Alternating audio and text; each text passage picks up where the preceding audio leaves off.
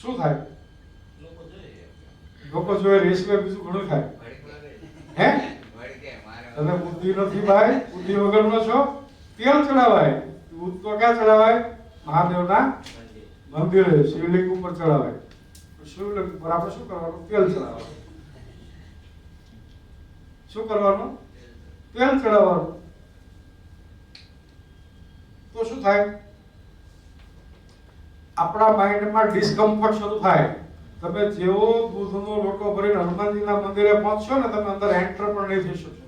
દૂધનો લોટો ઢોળીને પાછી રિવર્સ કરી નાખશો. તમારા માઇન્ડમાં ખૂબ બધા થોટ આવશે, બરાબર, ડર બી પેદા થશે.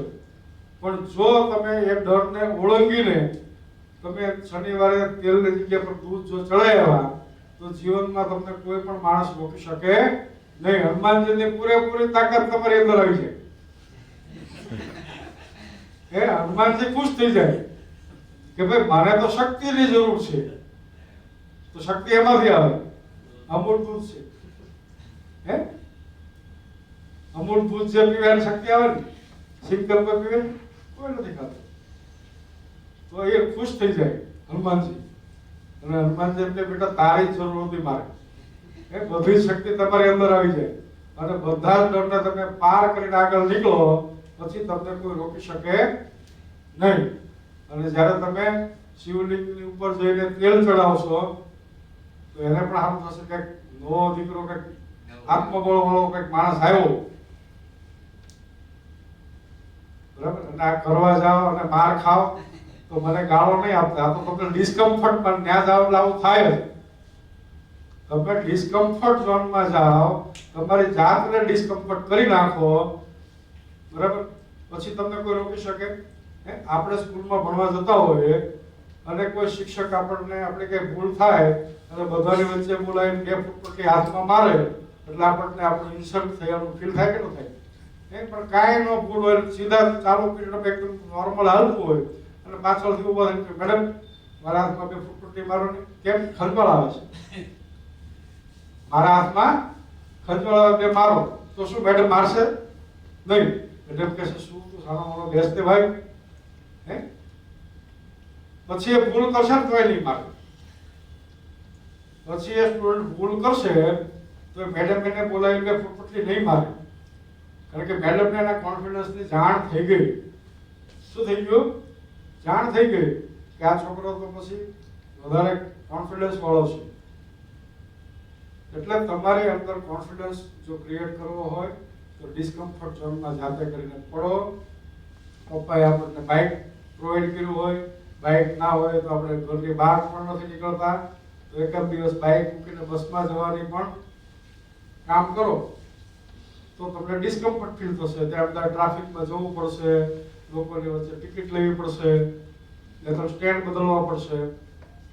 તો તમને ખબર પડશે. એક જ દિવસ ખિસ્સામાં તમે પર્સ મૂકીને પણ જાઓ કામે, પર્સ ઘરે મૂકી દો પછી નીકળો આખો દિવસ બજારમાં, તો પૈસાનું મહત્વ સમજાશે.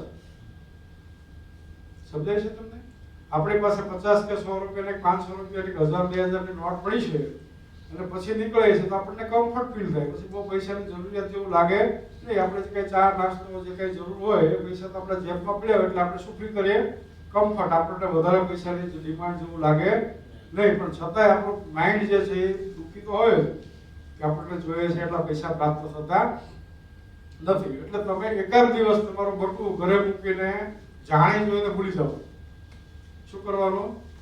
જાણી જોઈને ભૂલી જવાનું અને પછી કામ કરવાનું. એટલે તમારે કોઈ મિત્ર પાસે ઉછીના માંગવા પડશે, લાવને ભાઈ આજે સમજે? તો તમારી સેલ્ફને ડિસ્કમ્ફર્ટ કરતા કરો અને જ્યારે તમે ડિસ્કમ્ફર્ટ કરશો પછી તમારી પ્રગતિ થશે. ડિસ્કમ્ફર્ટ કરીએ એટલે કમ્ફર્ટ ઝોનમાંથી બહાર જઈએ એટલે આપણને ફેલ્યોર દેખાય, આપણે ક્યાંક રોકાઈ જઈએ, સ્ટ્રેસ આવે, ગુસ્સો આવે, ડિપ્રેશન આવે, ફ્રસ્ટ્રેશન આવે, પેઇન આવે, બરાબર. જો જિંદગીમાં તમારે વધારે પૈસા કમાવા હોય તો વધારે પેઇન લેવાની ટેવ હોવી જોઈએ. એટલી કેપેસિટી તમારી અંદર હોવી જોઈએ કે તમે દુઃખને સહન કરી શકો, બરાબર, અને કામ કરો. દુઃખ આવે એટલે ઊભા રહીને દુઃખમાં પણ કામ કરવાનું, બરાબર છે. જો તમારે વધારે પેઇન લેવાની કેપેસિટી તમારી વધી જાય તો તમારી ગેઇન કરવાની કે આપણી કેપેસિટી વધી જાય. અત્યારે મોન્સૂનનો ટાઈમ છે, ખૂબ સારો વરસાદ થયો, ખેડૂતોએ વાવણી કરી, હે, તો આ ખેતર જે છે, આ જમીન જે છે, આ જમીનની અંદર કેવા પ્રકારના બિયારણ ખેડૂત વાવે તો ઉગે? કેવું પ્રકારનું બિયારણ વાવે તો ઉગે? જમીન ફળદ્રુપ હોય, બિયારણ ફળદ્રુપ થોડું હોય. કોઈ પણ પ્રકારના બિયારણ જમીનની અંદર વાવે ખેડૂત તો ઉગે કે ના ઉગે? કપાસ વાવે, મગફળી વાવે, તુવેર વાવે, જુવાર વાવે, કોઈ પણ જાતનું બિયારણ વાવે એટલે એમાં ઉગે. અને ખેડૂત કઈ વાવણી વાવેતર ના કરે તો પણ ઉગે કે ના ઉગે? ચોમાસામાં ઘાસ ઉગે. જે બિયારણો જ્યાં ત્યાંથી આવીને પડ્યા હોય ખેતરમાં એ બધા ઉગી જાય. તો આપણું મન પણ, આપણું માઇન્ડ પણ આ જમીન જેવું છે. કેવું છે? આ જમીન જેવું છે, ફળદ્રુપ છે, ઉપજાઉ છે. હવે આપણા માઇન્ડની અંદર જો આપણે પૈસાના બીજ ના વાવી શકીએ, આપણને વાવતા કોઈ શીખવાડે નહીં, તો એ પૈસાના બીજ આપણા માઇન્ડમાં ઉગે ખરા? ના ઉગે. બરાબર? લોકો કથરા જેવા વિચાર નાખી જાય, એ બધા વિચારો આપણા મનમાં અનનોઇંગલી ઉગે. તો આપણા માઇન્ડની અંદર પૈસાનું વાવેતર કરતા શીખવું જોઈએ.